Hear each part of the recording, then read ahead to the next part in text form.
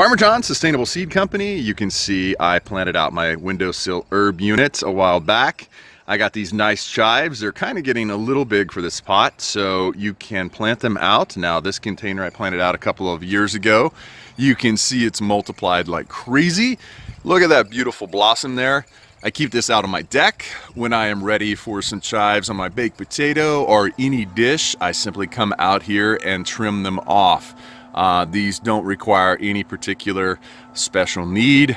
And like I say, start them in your little herb pot and then plant them out like this.